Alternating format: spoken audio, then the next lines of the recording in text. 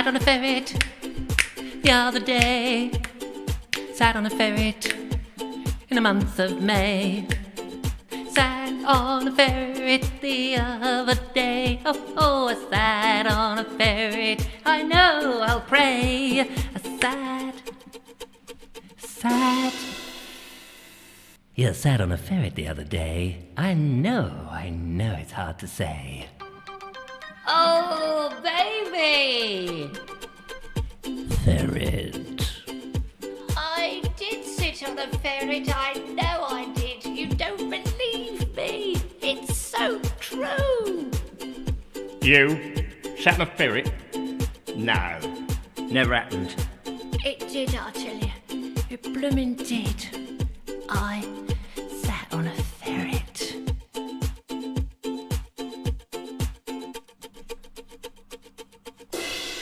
Oh, why does nobody believe me? I sat on it.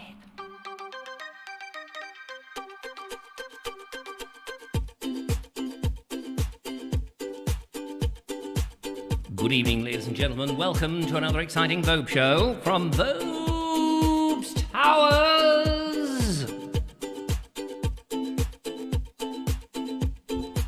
No ferrets were hurt in the making of this programme. At least, I don't think so.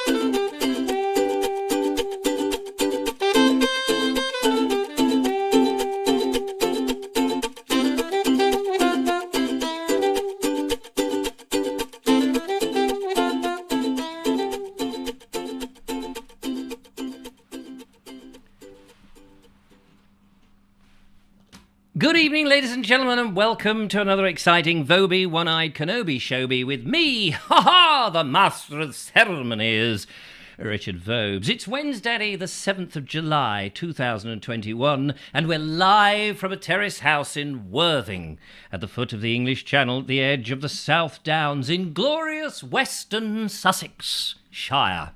It is true, we are definitely here, and you, the fine member of the audience, is sitting there with your programme, shuffling your feet, stuffing your faces with popcorn and Mars bars, thinking, have I come to the right auditorium? I thought I was going to watch a Harold Pinter play. There's no pauses in this show, I'll let you know. No, none at all. We have lovely videos in tonight's show, some interesting stuff from jolly old Bernie is in some Welsh peninsula, a name of which I dare say I shall murder on the show tonight, looking at the sunset. Rupert is in Hong Kong, showing us his roof structure and his living accommodation. Going to be very exciting. Whilst Pete Colonel Cragratty has sent in some photos of his favourite mug, and we had some photos of some other stuff that he sent in the other day, and I've got to try and find them. Yes, I will try and find them. And Mike Stevens has been there, just poised with his scythe, ready to chop down his meadow. But before he chops down his meadow, he's going to let us have a little gander at all the wild flowers which are there springing around. Dave Ivad has got some space art, man, which sounds very exciting. It is very exciting. And Dale is out there with his lovely movie in a forest and various bits of nature that we will see in today's show. So we have a fun-packed thing. Plus, Bonnie as a little quiz. And, ladies and gentlemen, and do you know what day it is? It is Wednesday, and I'm looking for... Wait a minute, where is it? Here we are. Ready? Stand by. It's... What's my opinion? Yes, ladies and gentlemen. What is my opinion? You can ask me anything you like to have a... And I'm very opinionated. Very, very opinionated on all sorts of subjects. So you can definitely ask me... What's my opinion? So get ready to do that. And, of course, you can call the show on our very own special calling-in telephone number. Now, don't forget, you can call the show this evening on 0793 4746 0793 4746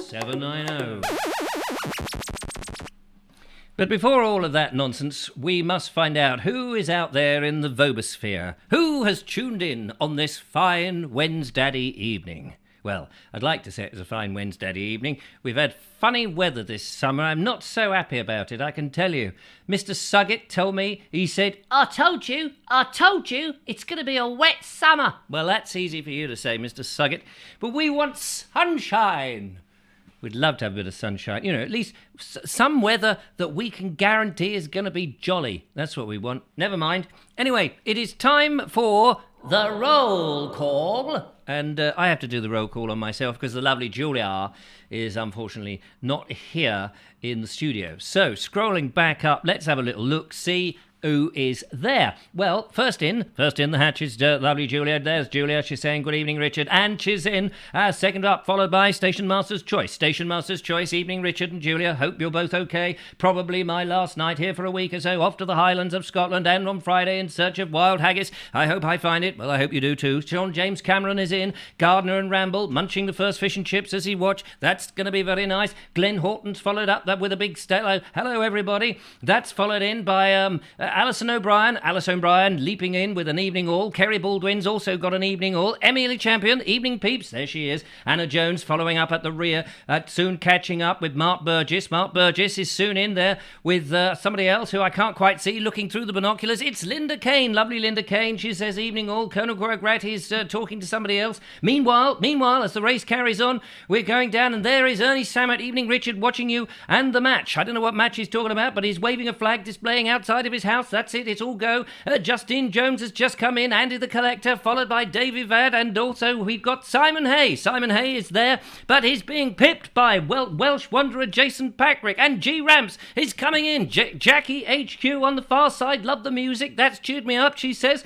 And David Watkins is in. Simon's on hold, which is fantastic. Someone's got to be holding on to something. I wish I was. And Ron Langley, Daniel Watkins, and Jackie Lowe. They're all here on the way and ready to go. And it's followed up there by Simon Wow, what a jacket. Yes, Simon Wow, what a jacket's just come in. And Elaine Whitlock. Oh, Elaine's just fallen at the last post, which is a shame. But no, look, she's clambering back on and she's still there. Meanwhile, what have we got in there? Somebody else has said something. Tracy Murphy and Daly Walker is in, which is lovely to see. Patrick Brooks, and who knows what's coming up after Patrick Brooks. The fog has come down. No, it's Sean Buttermer, Claude Schwartz. He says hello in the Vibes world, which is great to see. Always nice to have a bit of a hello. And Andrew Norris, what ho is coming up to the post. Who's anybody's game? Rob Jones is in. Rob Jones is banging on my wall. I think it's my neighbour telling me to shut up. So maybe I better do that because we're coming to absolutely. But anyway, X-Stars, it's lovely to see you. Simon, Richard, you're so funny. Don't forget you're watching The Vobe Show.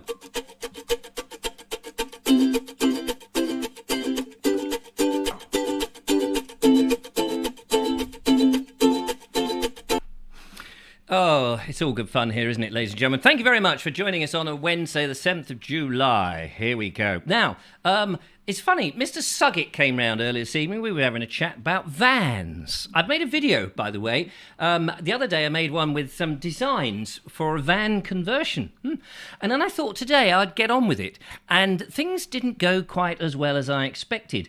So I picked up the camera, went over to see lovely Julia, and spouted my frustration. That's in a video on the Bald Explorer channel tomorrow. But good news, very exciting news. On Friday, this Friday evening, in fact, this Friday evening at 7 o'clock, before the Vobe Show at 8 o'clock, the premiere of my first long-format video will be going. It'll be a YouTube premiere, and I will be sitting here, or down below or somewhere, ready to answer any questions as people watch the video. It's going to be very exciting. I'll make a video that goes out on Friday morning to remind everybody at 7 o'clock that evening is when it will go live. It's in two parts. So I was chatting to Mr. Suggett about how we were going to do this. So the first part is about 27 minutes, and then the second part is about 22 minutes. And so I thought, do you know what? We'll do a premiere. We'll go live. Well, not live, but the premiere will go live. People can chat live, and I can answer questions. You can watch the video. And then at the end, if you want to watch the next video, you can, but you'll have a special secret code to get to it if you've watched the premiere, you see. And then if not, the second one will just go out on the Saturday. So, it's, a bit of an exciting Brucey bonus. Good game. All right, my love. Let's look at the old floorboard. Martha and toenails, 2 points. Kenneth and 3 fidges, 9. I don't know what 3 fidges are, but let's keep them there. Keep it clean, boys. Keep it clean. So, anyway, so I had that chat. Now, as Mr. Suggett was leaving my abode, one of the things that I tend to do is I look in my box. I've got a lovely, lovely little box. It's lovely. I feed it every day, and it's not a boxer, not like a dog. A boxer dog comes out like Muhammad Ali. Sting like a butterfly, eat like a bee. I'll punch you, and you won't get up for very long afterwards. I don't think that was what Muhammad Ali even spoke like or said, but it's a good parody. Anyway, inside my box was this. A parcel, ladies and gentlemen. A parcel to me. A parcel to me. I didn't know what it was. I thought, hello, have I ordered? I don't remember ordering anything. I've not ordered anything. So I wrenched it open, ladies and gentlemen, and I had the biggest laugh you can imagine. It sort of went something like this. Oh, no.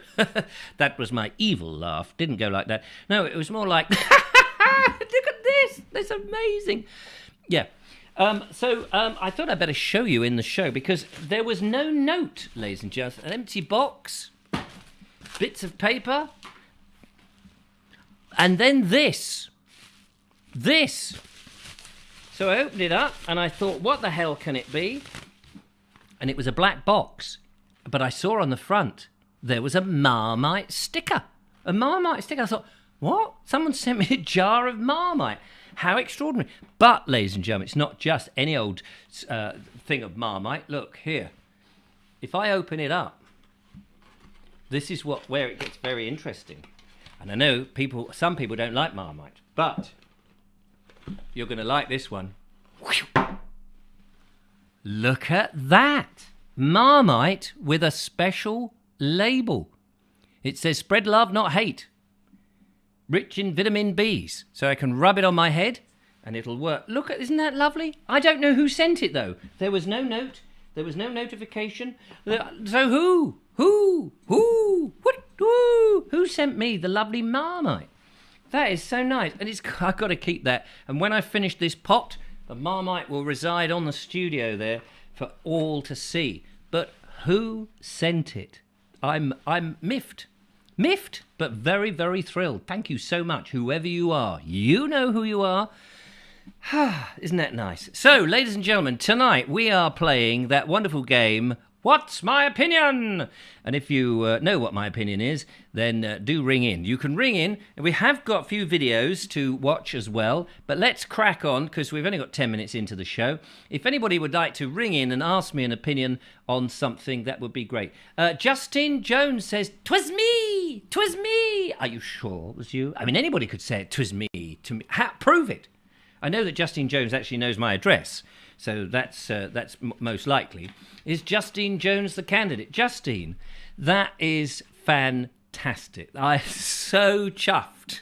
So chuffed. I bet that was expensive to send through the post as well.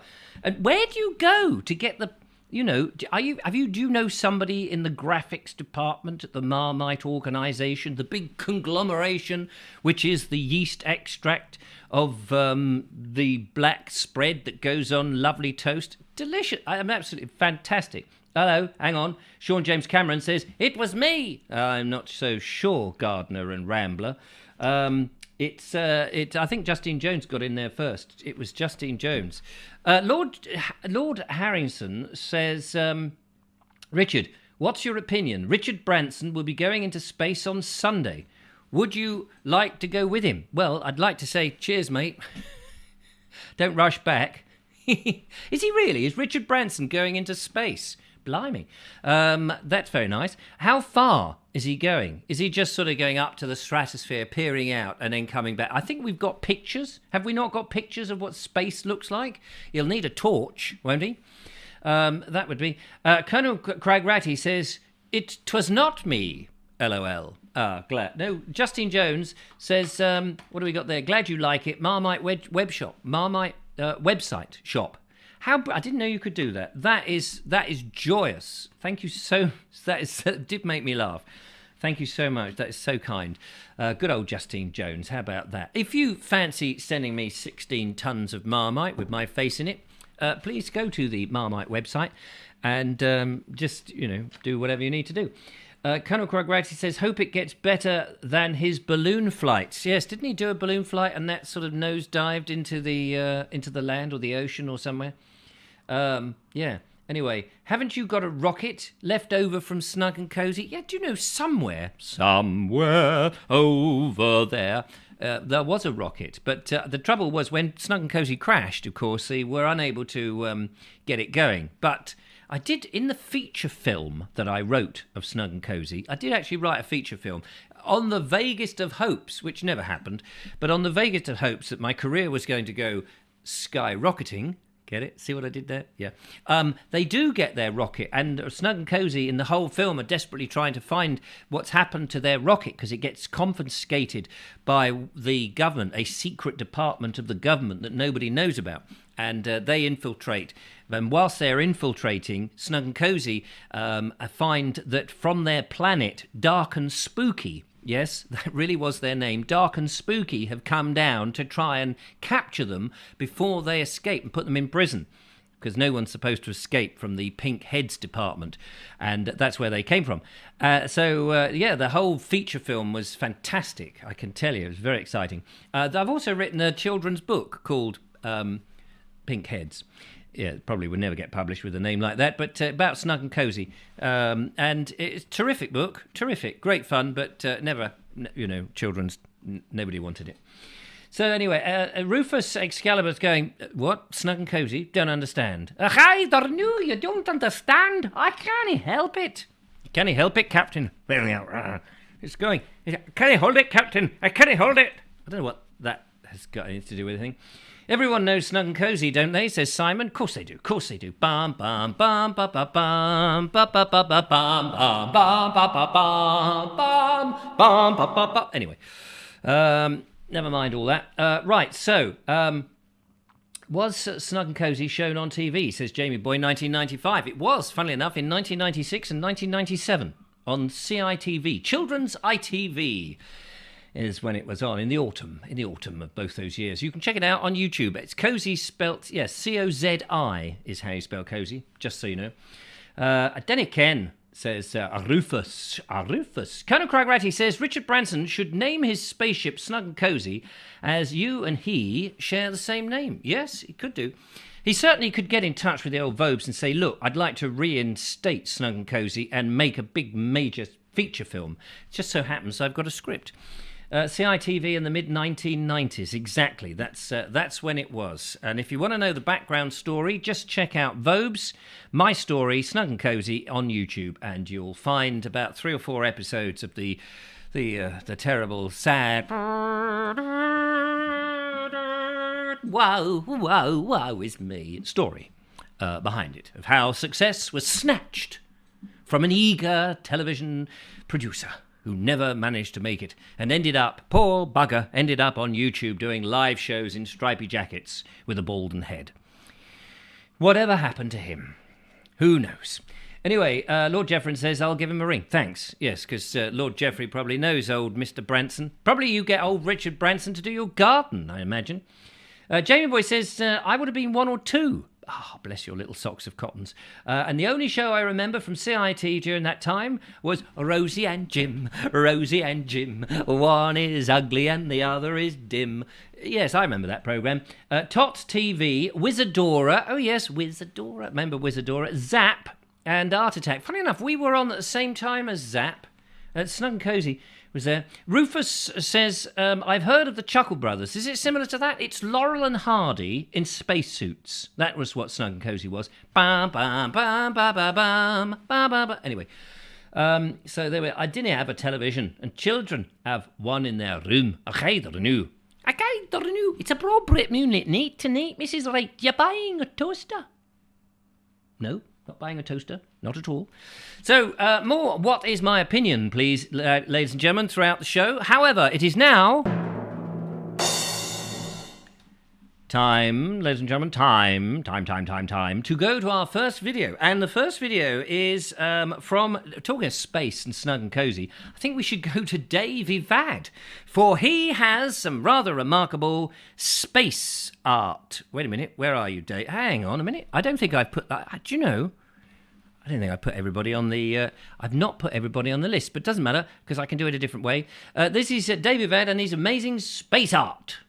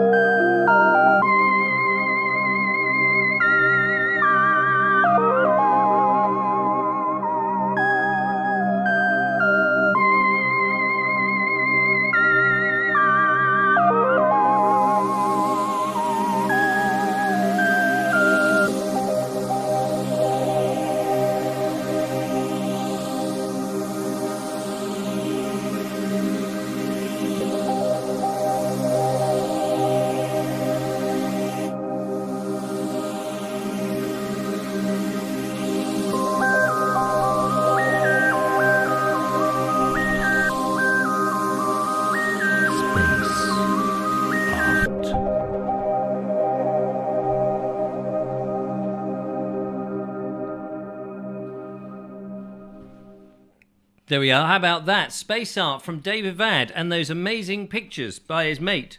Check his mate out at whatever it was.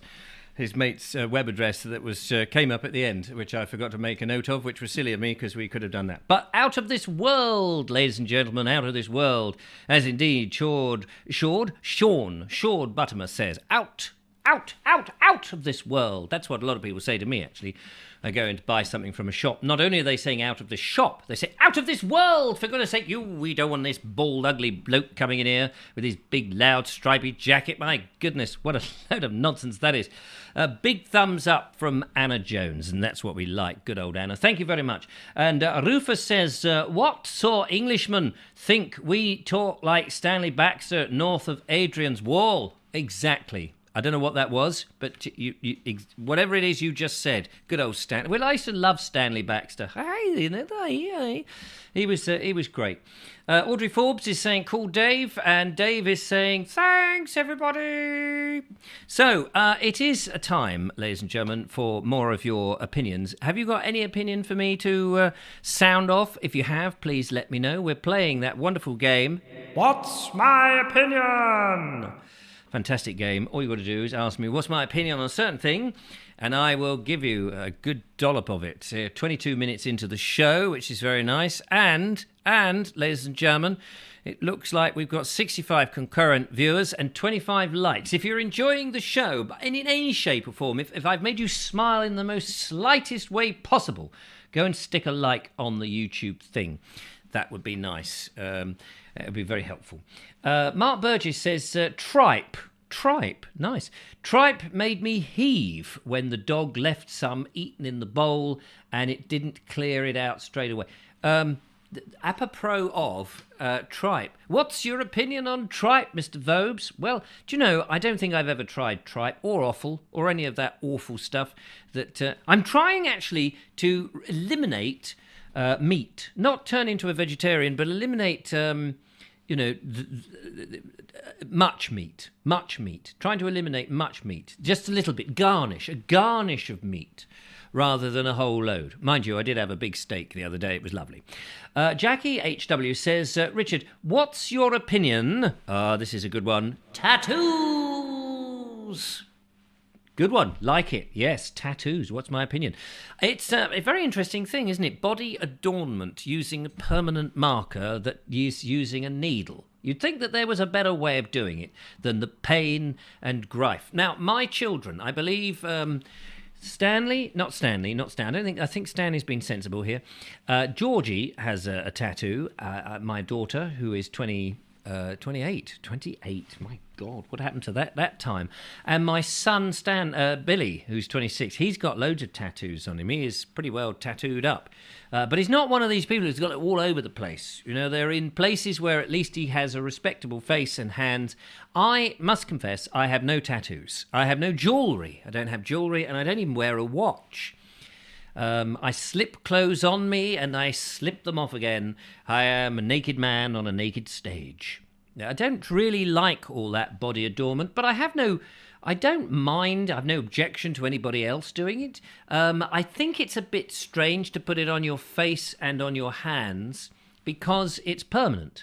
And so therefore you can't, if you just wanted to, remove it for a moment, for a photograph. I suppose in a photograph you could Photoshop it out. But if you're going for a job application and you've got love, hate written all there, or, you know, some horrible slogan on the top of your head or something, or people who put those barcodes. Now, I do question some people's sanity when they put some things on them.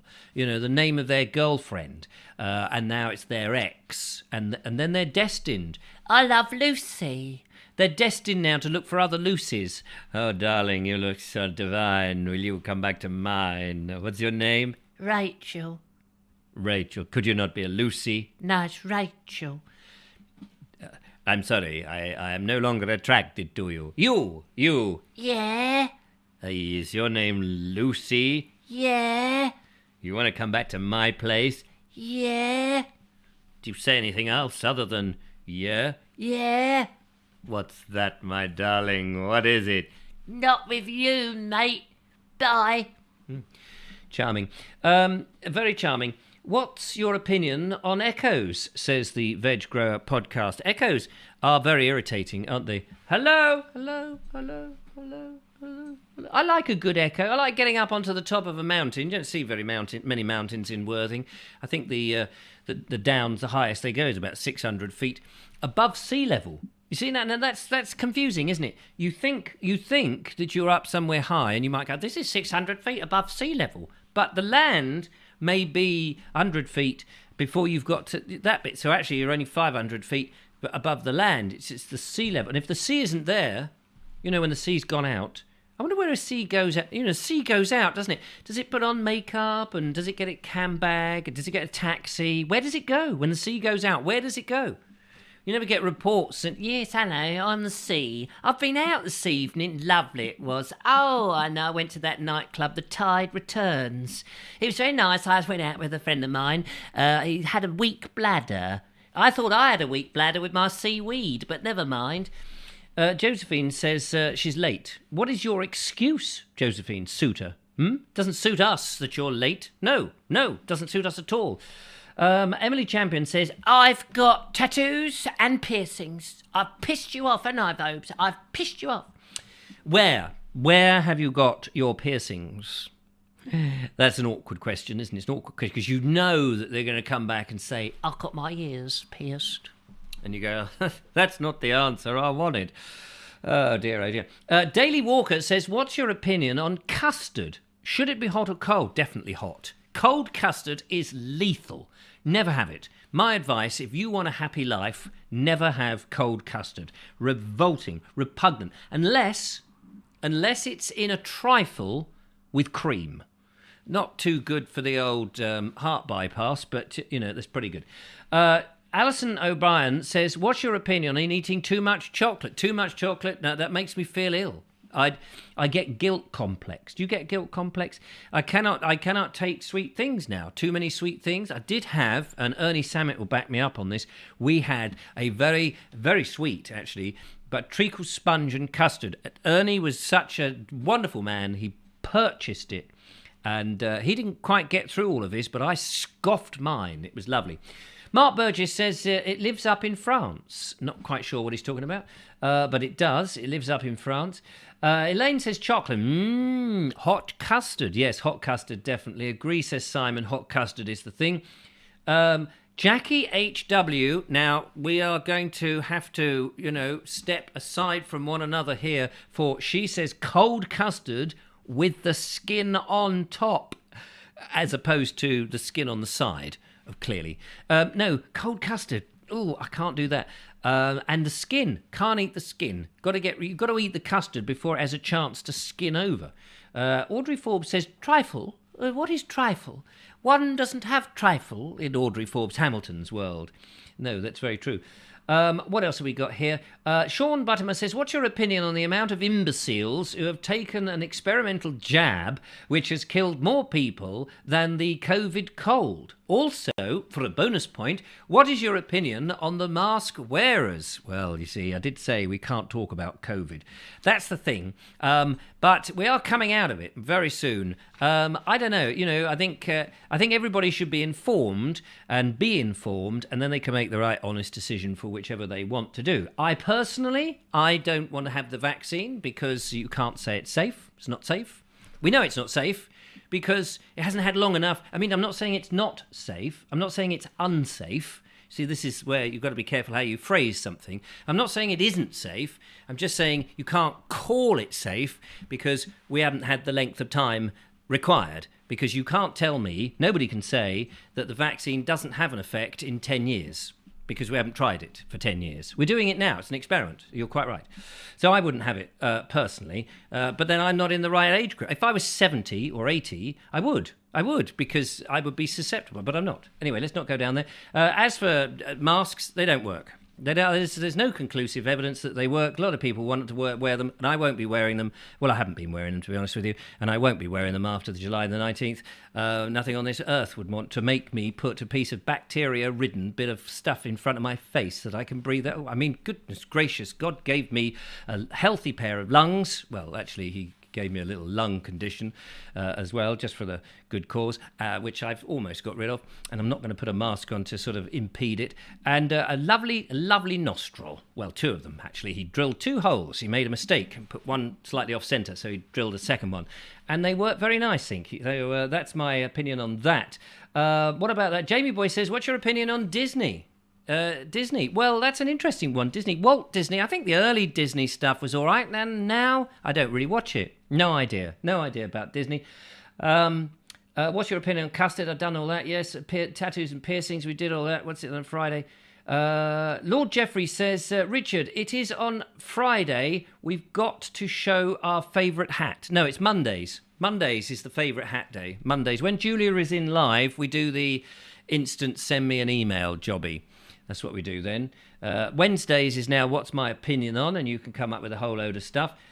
We missed the green face I pulled, says Jackie HW. The green, oh yes, cold custard with skin on the top. Oh, I see. Sorry, I missed the green face, yes. So in other words, cold custard you don't like, I don't blame you. I'm now back with you, Jackie HW. We're back together, which is Marv. What was the other? What do I think about football? I have no real opinion on football. It's a game. It's great. It's great that England are doing well. I don't follow it. I don't really like the idea that the flag, the English flag, the George Cross, flag is becoming just associated with football or the National Front. I think it's a great flag that we should fly. If you're an English person, you should fly it all year round and be proud. But, football, I think it'd be great if we win. Why not? Why wouldn't you? But I don't want to watch it. A load of blokes running around in shorts, getting their legs out. Millionaires running about. I don't, it's a game. It's great. And if you said, would you like to have a game of football, and we all got together and had a kickabout, I'd be thrilled. That'd be lovely. Great way to get the old heart going. But to watch other people do it, I never understand all these people, these big fat wobbly people in tracksuits who sit there drinking beer, watching sport. Never quite understood that. How does the watching sport, whilst they're imbibing all these fattening products, actually get them fit? What's the point of wearing the T-shirts and all of that? Never understood that. Mark G says, Vobes 10 England. I'm not quite sure what that means, but that's what he's got there. 1-0 England. Good for them. Jackie Lowe is going, just not ours. Goal. Yeah, well, I don't want any football in this show, thank you very much. You can keep all that to yourself. Jumpers for goalposts. Yeah, they were the days. That's much more fun. You see a film in the 1960s. Take, for example, Norman Wisdom in what was that film where he was a Square Peg? Do you remember a Square Peg with Norman Wisdom? He dresses up as a policeman and he gets involved with these little street gang and a little gang of kids, and they're playing football, and he kicks this ball, and because he's impersonating a policeman, he's not supposed to be dressed as a policeman. A whole load of police come, they blow the whistle, and they chase him, and then he gets taken away in a Black Maria. They were the days. I wish I was taken away in a Black Maria. Chris Nevard, I think it's Nevard. No, I always get your name wrong, don't I? Chris, Nevard, he's hard. That's right, Nevard, there we are. He says, I'm on a road trip. Just passing by. Oh, bless you. Thank you so much. Nice to see you popping in on a road trip. Too noisy where I am. Euro Bowl ZZZZZZZ. Don't know what Euro Bowl means. Looks like another catch up tomorrow. Richard looks very dapper. Thank you very much. Yes, being very dapper in tonight's show. This is the solo show. I used to do these all the time, you see. A bit mad and raucous. I calm down a little bit when the lovely Julia's in here. And then on Fridays, Julia's obviously on the remote thing occasionally, in case whatever. And today is my sort of let loose day. So I like to let myself loose, which is nice. Loose. There's a moose loose in the hoose. Jackie says, that's so true, I don't understand either. And Julie M says, never thought of that. Millionaires playing the game. Never thought of it? Yeah, millionaires running around playing the game and getting paid for it. It's bizarre, isn't it? Whereas if you and I went running around, no one would pay us, would they? They'd pay us to stop, probably. Jamie Boy, 1995, says, did you know the old Crawley station was in a Norman Wisdom movie when he runs off the train losing his trousers? What film? What film? Pray? What film is that? I did like old Norman Wisdom. It's a great sale! It's a great sale! They're smashing all our bottles! So, Simon says, what's your opinion on darts? 180! What's the point? Well, the point is at the end bit. These sort of things... It's nice to have a go, isn't it? Nice to play. I wouldn't watch other people, especially the darts players. They all seem to be incredibly fat and stocky and drinking beer. I don't understand the connection. But, it's nice to, throw these little mini javelins around, isn't it? And hopefully not kill anybody. Looks like you're going boating, Richard, says Jackie H.W. Oh, with this, I just need a boater's hat, don't I? And I could be on the Oxford... what's the name of that? ISIS. Yeah. It's funny, isn't it? The Oxford River up there is called ISIS. And there was a whole bunch of people called ISIS trying to kill everybody. I don't think they came from Oxford, funnily enough. I think there was a different connection. Can't remember what it was, but there we are. It's all very bizarre. Yeah, it's all very bizarre. I think it's time, ladies and gentlemen, seeing as nobody's called me or anything, to... Whizzy, let's get busy, nip into the... didgeridoo room. And in the didgeridoo room, Rupert in Hong Kong has decided to send in a picture of his roof. Very nice. And also elements of his house. He thought we'd be interested. So let's go over to Rupert in Hong Kong. Hello Richard, hello Julia, Rupert here. On the roof of my house in Hong Kong. I thought I'd follow on from the Chinese tea set, and sorry for the wind noise.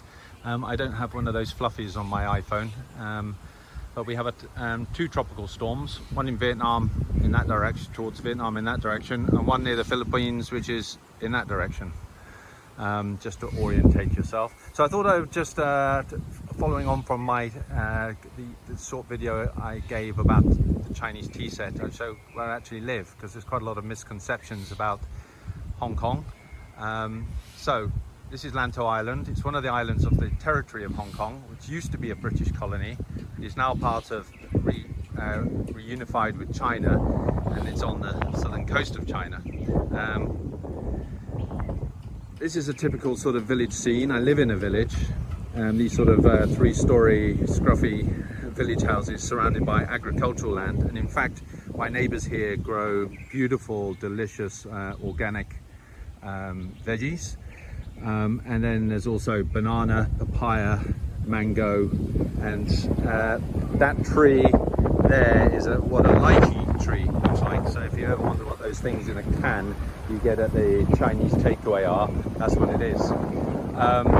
On this side of the house is a whispering pine, which I don't think is indigenous to Hong Kong. It makes a lovely sound as the wind whistles through the fronds. But in the bough you can see the beginnings of a banyan tree, and that starts as a small plant taking root in the bough there, and it sends down runners. It's also parasitic, and eventually in a decade or so will take over this tree. The host tree will die, and there'll be left a banyan, which you recognize from all those the runners. This is home to snakes. There's a minor bird nest just in there, and there's chicks in there at the moment, so I can see the parents going backwards and forwards. That bit there is where my Chinese dragon, it's a kind of lizard, suns itself on that bit, which is really nice. Here is a temple, so people come here and burn joss sticks and worship Guandai. This is what will happen here if you get a big enough pot for your rubber plant and you have 35 degrees and loads of rain. So this is a rubber tree. Also with a banyan tree, you can see the banyan runners inside the rubber tree. So actually this one, they coexist together. At the back of the house is just, this is the view I get from my bedroom, which is the floor below. It's like being in a tree house. And this structure is where I film from. This is on the roof of the house, and on top is about 35 square meters of solar panel. Hong Kong's hot, so I make a lot of electric, so we provide, well, it produces all the electric that we use and our guests and so forth. And there's surplus electric that we get a check from the electric company each month. This is Sunset Peak, or part of it. Orographic cloud at the moment, but that's about 700 meters. And behind it is Sunset Peak. So this is a whistle-stop tour of Lantau. I hope you found it interesting. Till next time, 再见. Well, that is interesting, actually. Isn't that fascinating? I think I was just sitting there looking at all those trees, and I was thinking, not a field in sight, which is a bit bizarre, really. When you're sitting in lovely England and you think, well, where's the open plains? Where's the heathland? And then I suddenly thought, I suppose that's probably what England looked a bit like back in the times before the Neolithic people came down and chopped the trees and started farming and cleared all of that nonsense, all that wild tree and jungle and stuff. We probably had something, not the same trees, obviously not the same trees, but something along that line. Probably, hills, covered in trees. And of course the Neolithic people came in and stripped them down and sort of slowly over the sort of 3,000-4,000 years of the Neolithic people until we got into the Bronze Age and then the Iron Age and then the Romans and then what have you, that farming just gave us this wonderful patchwork that we still love and enjoy, and people come to England to interesting. So But fascinating, all that electricity you've got. I hope you never scorch yourself by putting your fingers in the wrong bits of plug. But there we are. It's funny, isn't it? I felt sorry there for the whispering pine with that, whatever the tree it was, that's the parasite that grows in it, sends its runners down and kills off the mother tree. I thought, what a blooming shame. Poor old tree, the pine tree. No, I'm not a great fan of pine trees, as it happens, but I felt sorry for that pine tree there. It was a bit of a mean old thing, really. But there we are.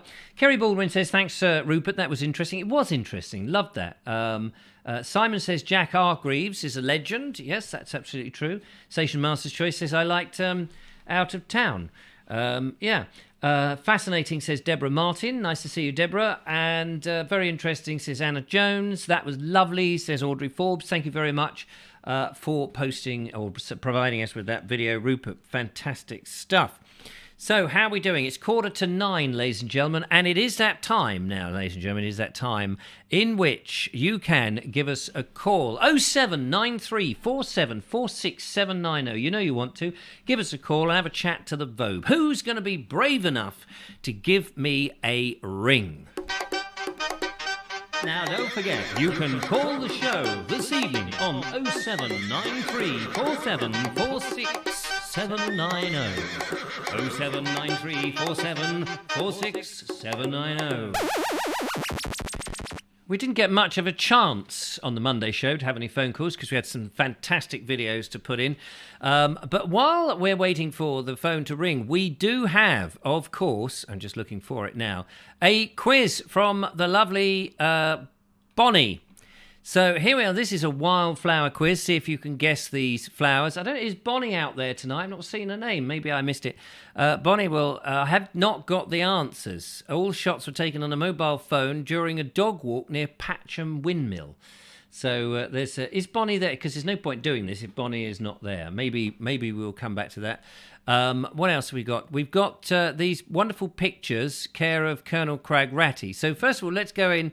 He showed us his favourite mug and this rather interesting relief map, which is based on an ordnance survey in 3D. That's rather nice, isn't it? Look at that. Fantastic. Pete eats the Extreme Rock Cafe.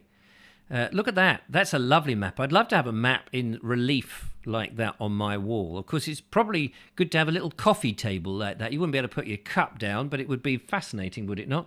And there is another shot of that, which is fantastic. Thank you very much for showing us that, Pete. And somewhere, some enchanted evening, we will find the whatever it was that you sent in the other week. Let me have a look. Oh, here we go.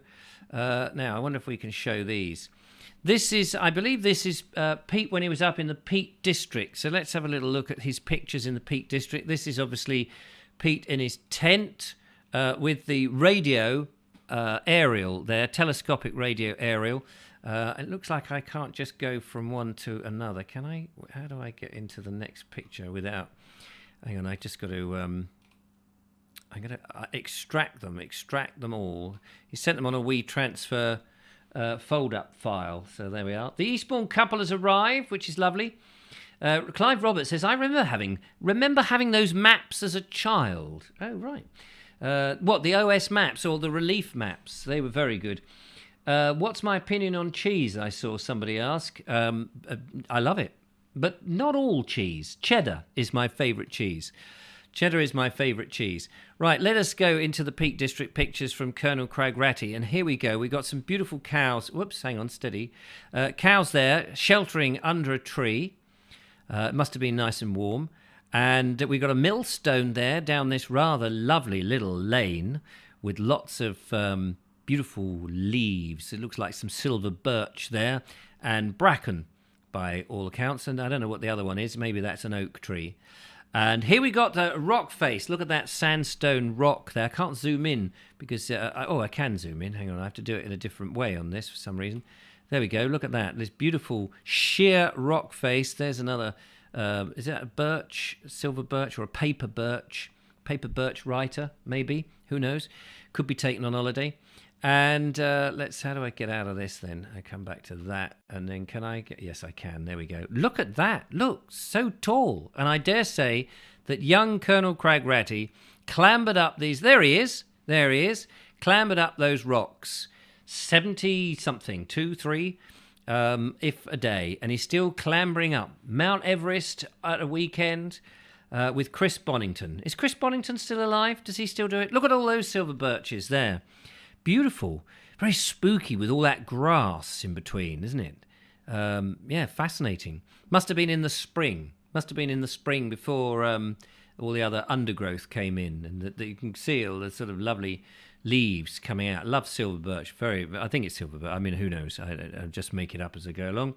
As long as you say words, nobody notices. And there, a little moss sock on that tree, looking rather lovely. Thank you for sharing that. And there, get the perspective. Wow, look at that. You wouldn't want to jump off that, would you? Or slip, or fall, or hurt yourself. But if you're Colonel Cragratty, you can do that in one simple stride. Easy peasy, lemon squeezy. And I don't know what that signifies, that little pin stuck in. Is that where somebody had a vampire landed and somebody stuck an iron pin through their heart? Who knows? We do notice, says Simon. Oh, do you? You're not supposed to. You're supposed to be not paying attention. And there we are. Look at that poignant photograph there. Poppies and what looks like some form of gas main or something. Yes, it's a very poignant thing. During the First World War, when mustard gas was used, that's where they died. Next to the mustard gas factory, I mustard go there. I think that's the last of the pictures. So there we are. Thank you very much, Colonel Cragratty, for sharing that. Just looking to see, it looks like it's gone darker in here. I don't know why. Brilliant stuff. Is the Colonel out there? I haven't seen his... maybe he's out doing something else. Excalibur. Oh, yes. Ah! I'm so sorry. I just leapt out of my skin then. Let's find out what's going on. Somebody has called in on the show. Let's find out on the show line. Hello. Good evening. Good evening. Is that Colonel Cragratty? It is indeed. We've just been looking at your wonderful pictures. Yes, they were taken last week. Uh-huh. The first ones were a quarry where we quite often climb. A quarry called Lawrence Field. Oh, up right. in the Peak District. Yes. And then where all the silver birches were, and that's where they quarried off the millstones to make the millstones for grinding stuff in the flour mill. Oh, yeah. The Peak District is very well famous for the... I forgot about that. For the griststone or whatever it's called. Yeah, gritstone. There we go. Yeah, absolutely. And then the later ones was another quarry which we've also climbed at. So yeah, it was a wet day, so we just went walking around the places we climbed. And what was the significance of the pin, the iron pin? Oh, that's at the top of the climb. If you haven't got anywhere to tie on to make yourself safe to bring up the next climber, they quite often put a stake in the ground, and that's to tie onto as a belay stake. But the point I noticed was that you got those huge, great rocks there, which probably weigh about a ton. Yeah. And so the pin was rather unnecessary because you just put a rope round the rock. Yeah, you're not going to pull that down unless you've had a very large dinner. And the poppies were on the way home. We stopped off at a petrol station, and those pipes are the breather pipes from the petrol tanks. Oh, are they? Ground, and they just happened to have some poppies growing around, and I just thought it looked a bit surreal, having these red poppies with these manky paint falling off pipes. Absolutely. No, yeah. Well, I was not too far close then with my mustard gas. You were pretty good, yeah. Yeah. Yes, I went up last weekend to the peaks. We got a couple of days climbing in, but that was a day walking around. And I loved your maps. Your maps that you... Oh, that was one. It's a map of Snowdonia in Wales, and I bought it from the shop up on the trip there. It's an OS map which has been pushed out to give it the contours and the shape. Yeah. And the mug, there's in the Llanberis up in Snowdonia, there's a cafe called Pete's Eats, and they sell the mug. So I thought, well, as it's my name, I'll have to buy the mug. Ah, yeah, of course. There's a mug born every day. I guess if they had everybody's name on it, they'd be buying it. But I think that relief map is really brilliant because it gives you... If you scroll forward on those pictures, Yeah. past the map, but there should have been one of the cafe. I don't know Oh, whether yeah, it's- there it is. There it is. There's the cafe. Interesting spelling of cafe. Pete's Eats. If you carry on, Is there another one? yeah, that's it. Yeah, there we That's are. And it's a world famous cafe. People come from all over. Do all they? over they serve, good old solid food and big mugs of tea like you used to get in the transport cafes, bowls of chips and everything else. And you can actually stay there. There's some bunk rooms upstairs where climbers can stay. So it's a world famous climbers cafe. Oh, right. Oh, brilliant. It's lovely. I love the contrasting colours there with the orange. Yes, it's rather nice. So if you ever go to Llanberis in North Wales in Snowdonia, That's it's Clen. there. Clen. Say it again. Llanberis, is it? Clanberis. Don't ask me. But Lanbebis. fantastic. But what we did discover, which is rather odd, I know you love windmills and grinding flour and grinding corn. We discovered by Googling it that the grindstones that are used in the mills for grinding flour are all imported from Europe because the gritstone in the UK has got some element or chemical in it which contaminates any food. So all the grinding stones that we see lying around in the quarries in this country were only used to grind up the stones in the iron ore and the lead to get all the metal out of the rock. Oh, And see. they couldn't use them for grinding wheat and corn to make flour, etc. Oh, right. Oh, that's a shame, isn't it?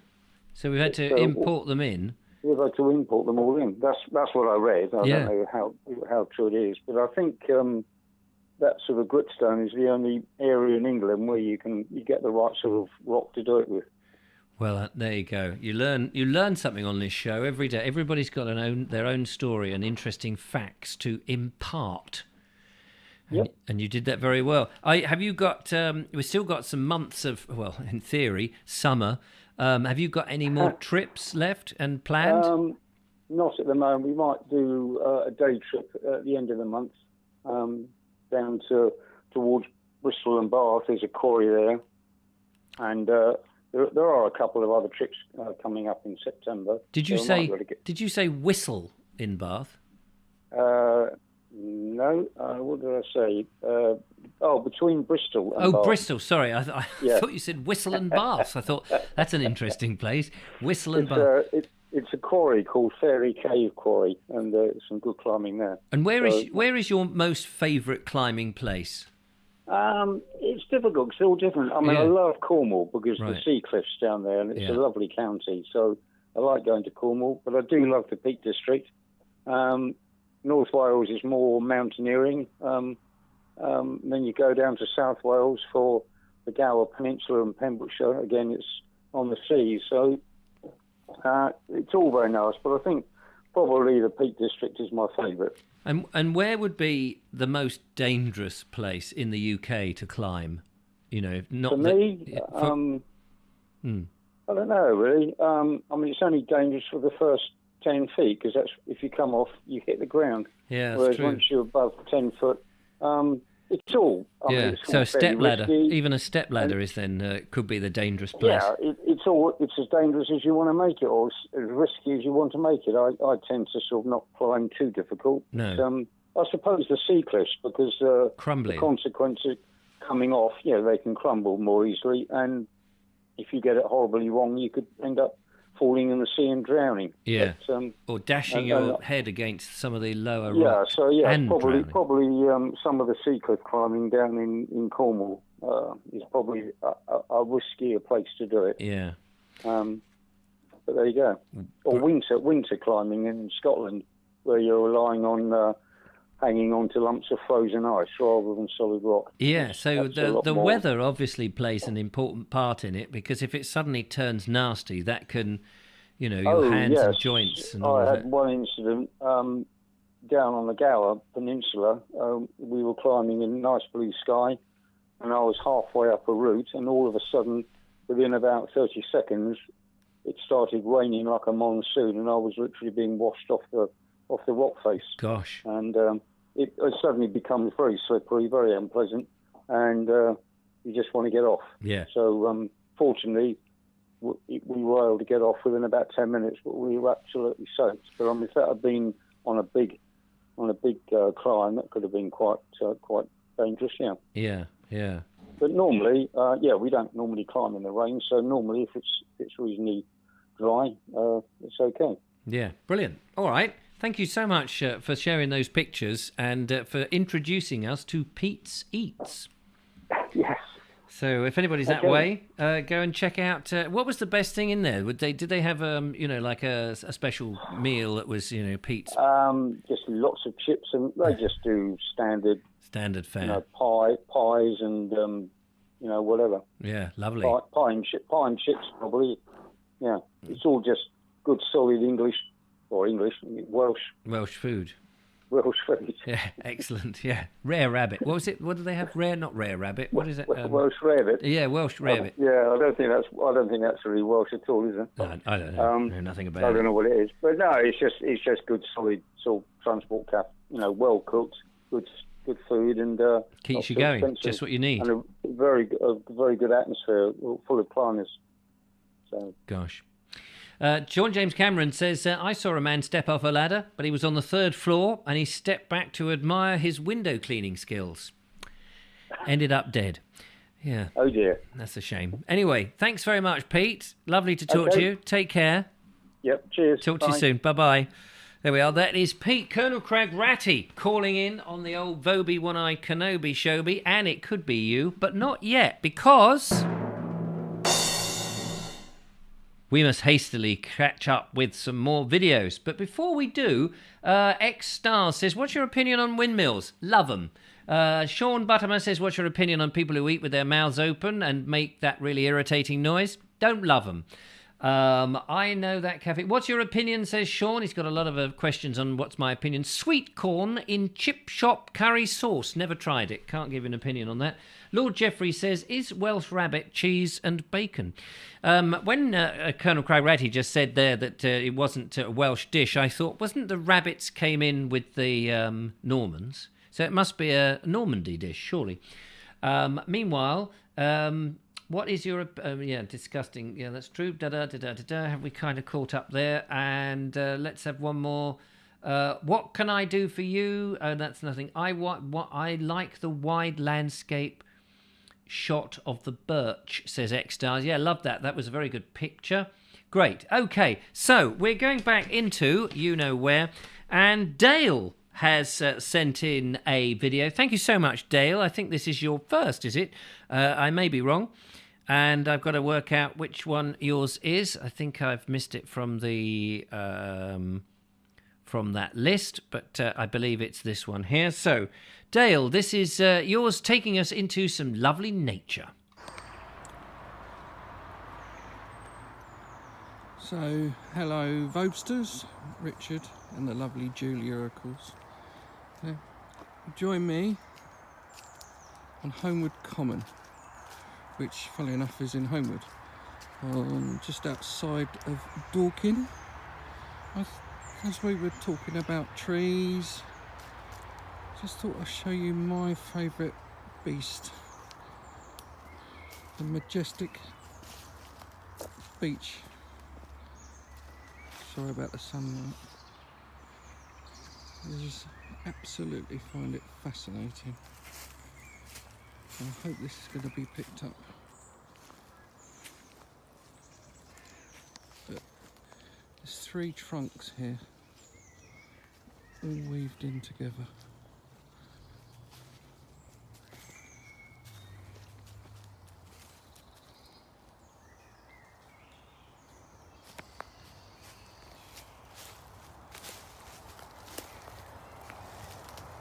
Remarkable.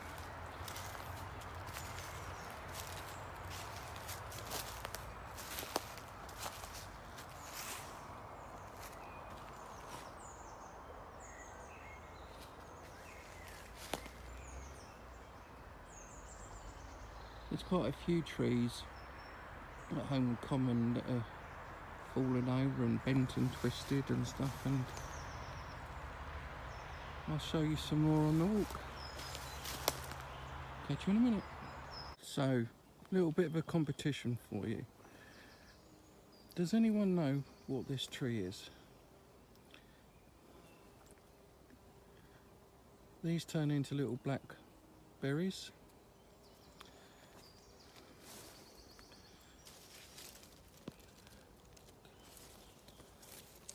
The branches are quite waxy. There's lots of them over here. They're not very big. More of a bush than a tree. Anyway, I'll give you the answer at the end of the video.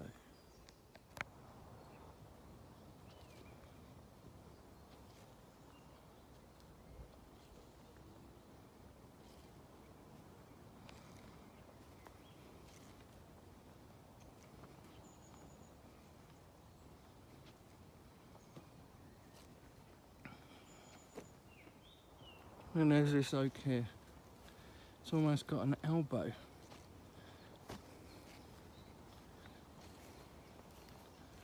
So again, looks like it was blown over in the winds and said, "No, I shan't die."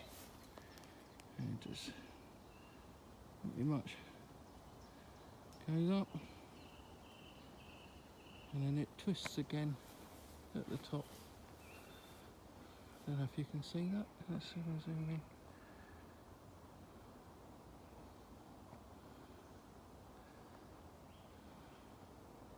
So we've moved to the High Ridges Woods now, which is on the outskirts of Brockham and Lye, and I thought I'd show you this pine tree. You can see he nearly got ripped out the ground. And he goes up, and he goes up. There's nothing unusual about that. But if I bring the camera around,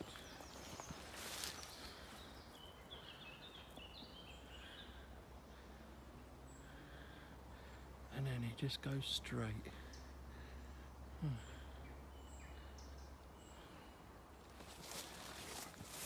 And that's my dog. That's Nala. Nala was rescued from Turkey, weren't you, Nala? Well, thank you for joining me on my little walks with the dog. And back to this tree that I gave you a competition for at the start of the video. It is, of course, elder buckthorn.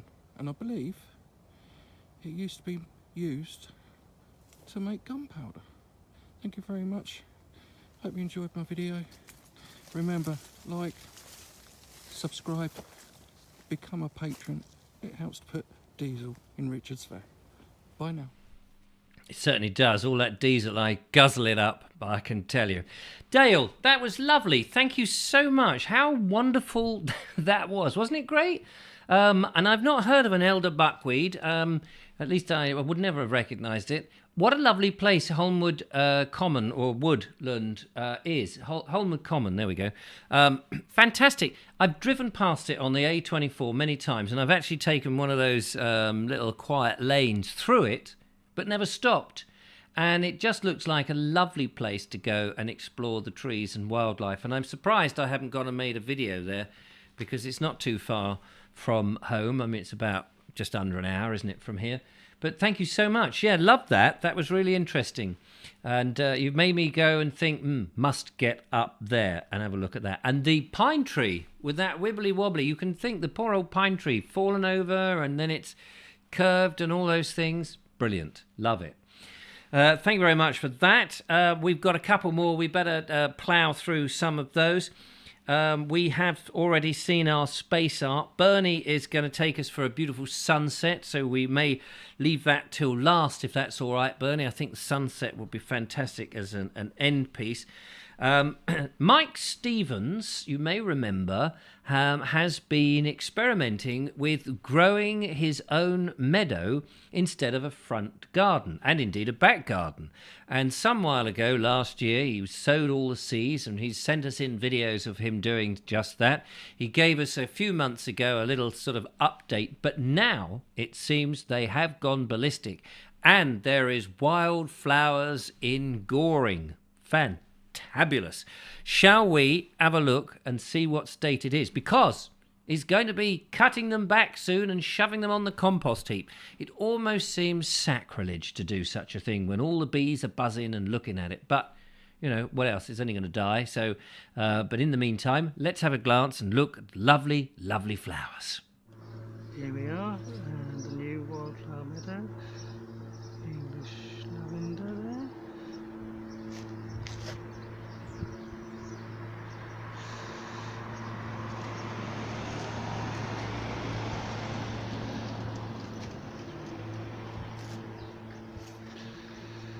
Here we are.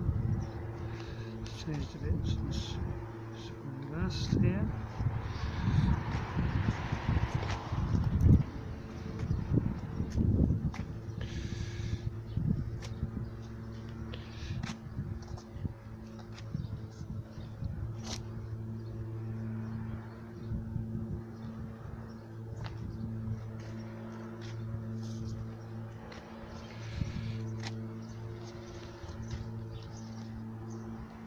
Flowers. And look at the hollyhocks here. It's yet to bloom.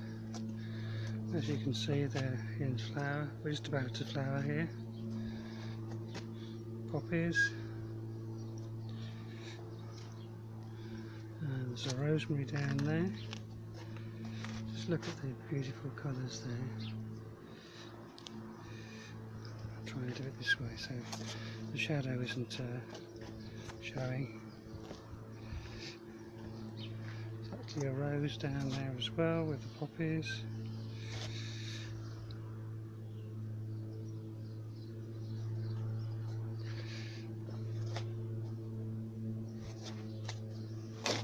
Beautiful colours there. More poppies. Heather growing down there. And some beautiful colours here.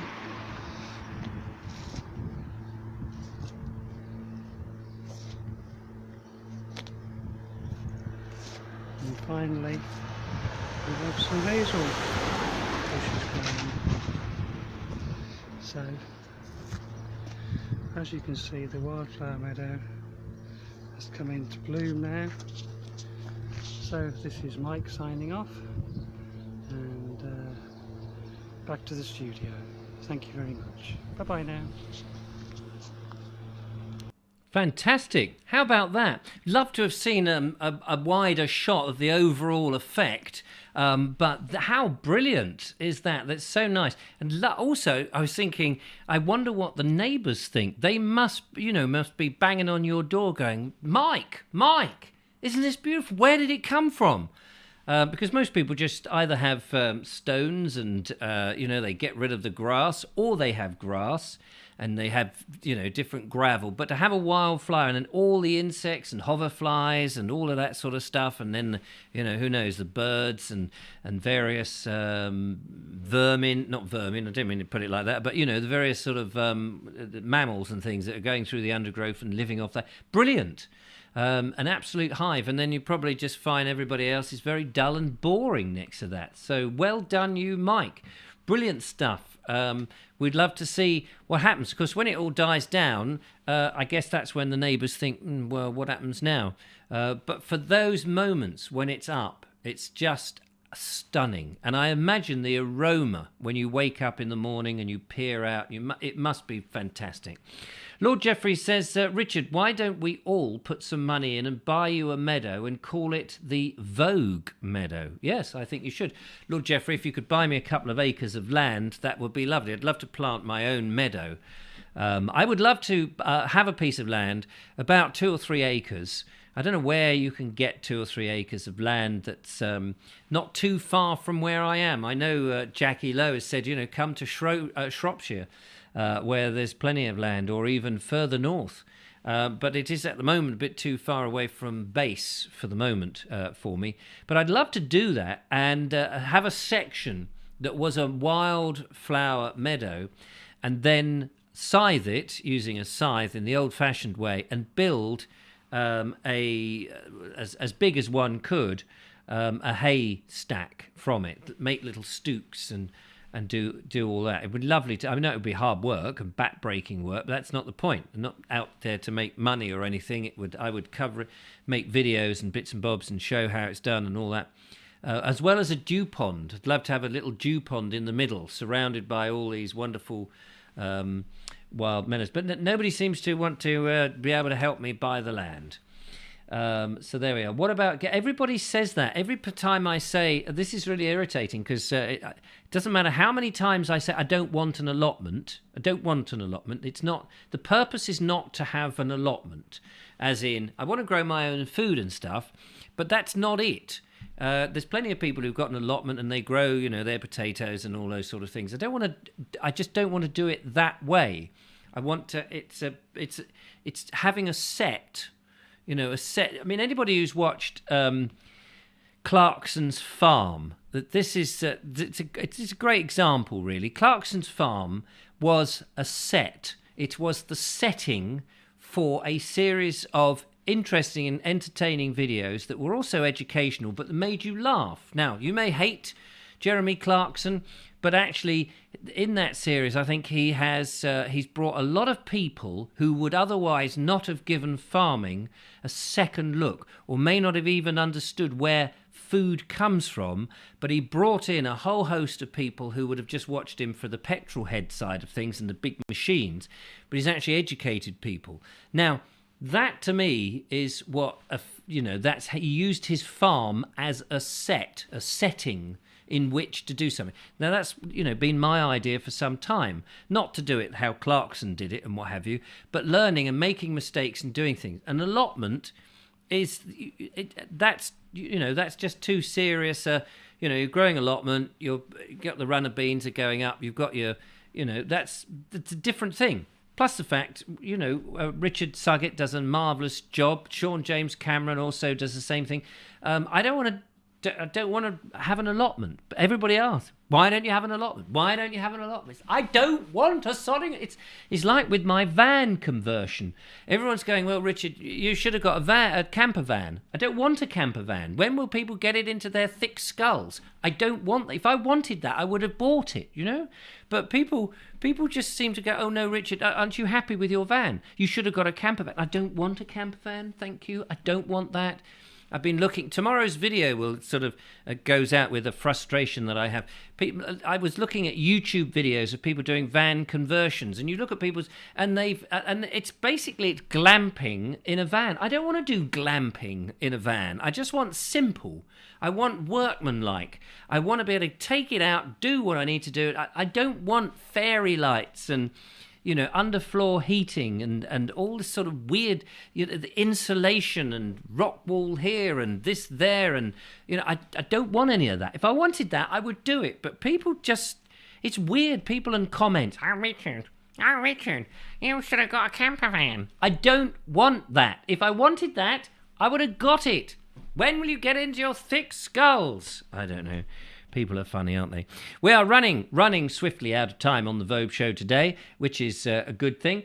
Find a farm and lease land. I don't want to lease land. That's the other thing. I want to buy my own, but at lease land, you suddenly, you can't do things. I know you can't do things if you bought it. Even if you own it, there are certain onerous things.